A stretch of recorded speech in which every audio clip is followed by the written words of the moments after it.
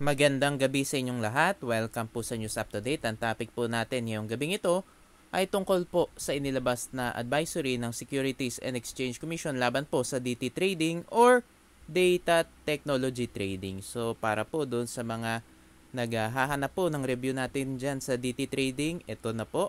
Naglabas na nga po ng advisory ang SEC laban niya dyan sa DT Trading. So umiwas na po kayo dyan.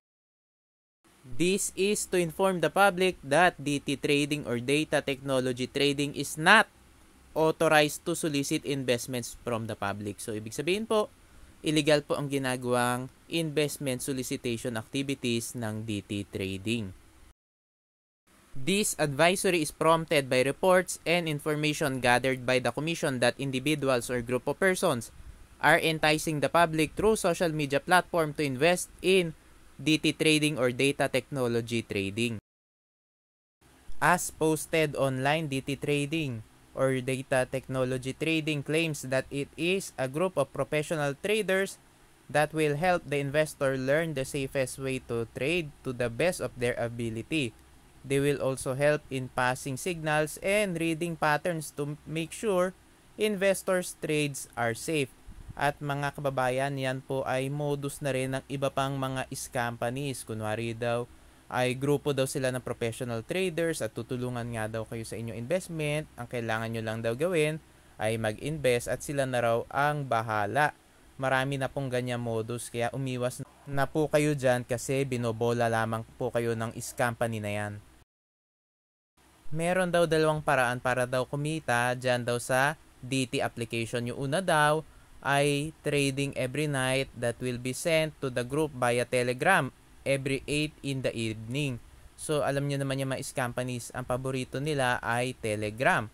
Tapos, yung pangalawa daw ay by building your own team to earn a salary of up to 400 pesos up to 8,000 pesos per day depending on the number of members in your team. So, ayan nga ang isa daw paraan para kumita ka ay kapag nag-recruit ka na nag-recruit. Pero tandaan nyo po na pananagutan nyo po ang mga downline ninyo. Kaya wag po kayo magre-recruit at wag na rin po kayo sumali sa mga companies na yan.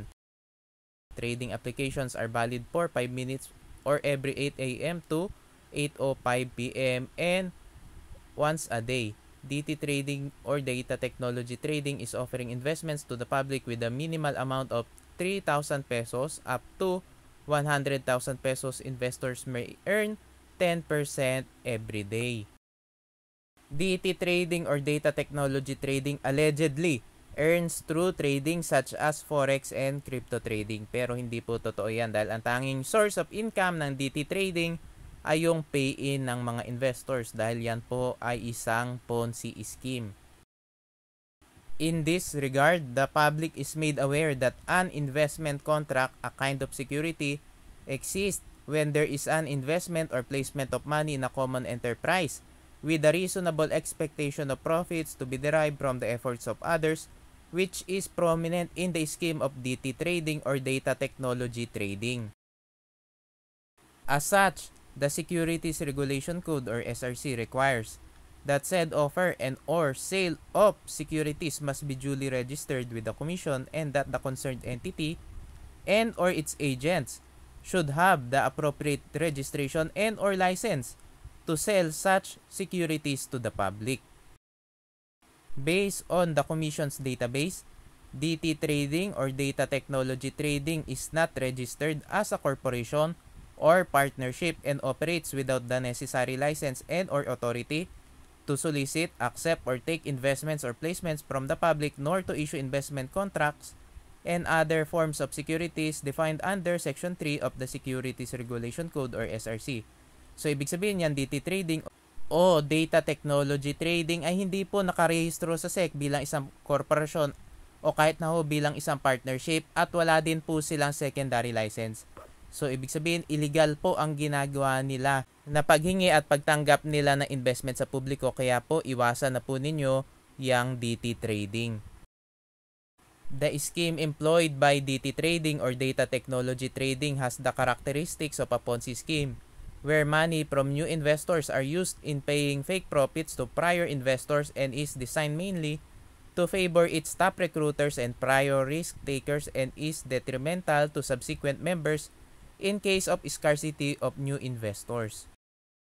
The offering and selling of securities in the form of investment contracts using the Ponzi scheme, which is fraudulent and unsustainable, is not a registrable security. The Commission will not issue a license to sell securities to the public to persons or entities that are engaged in this business or scheme.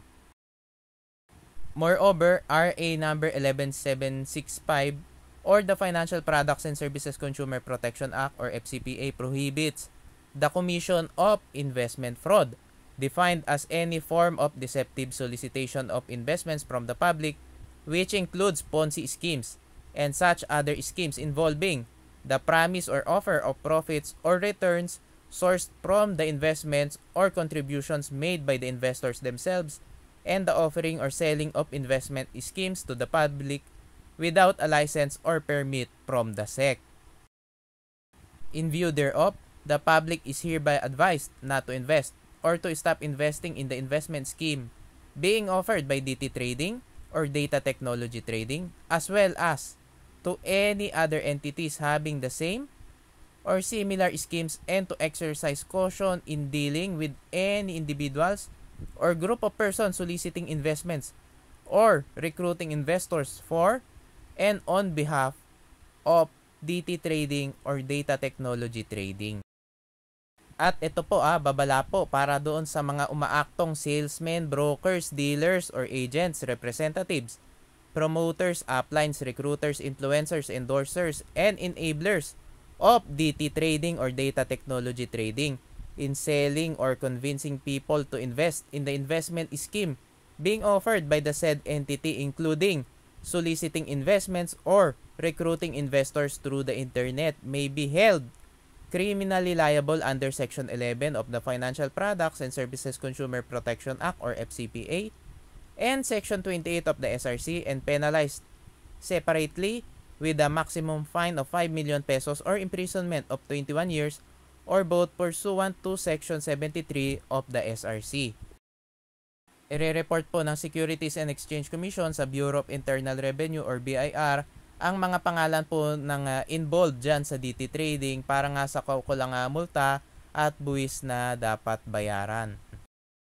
Mga kababayan, umiwas na po kayo dyan sa DT Trading dahil yan po ay isang scam. Kung kayo po ay nakapag-invest na dyan, mag-withdraw na po kayo o humingi na po kayo na refund. O kung kayo ay nagbabalak sumali dyan o magdagdag ng investment, wag na po. Dahil yan po ay isang Ponzi scheme at siguradong tataob po yan kapag naabot na nila yung quota nila. Kung meron po kayong impormasyon tungkol po sa investment solicitation activities ng kahit na sinong individual o grupo na individual on behalf of DT Trading or Data Technology Trading, ay pwede nyo pong isend ang inyong report sa Enforcement and Investor Protection Department ng Securities and Exchange Commission sa kanilang email na epd@sec.gov.ph.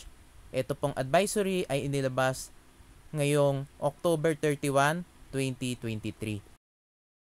Mga kababayan, maraming salamat po sa inyong patuloy na pagsuporta sa aking channel. God bless po.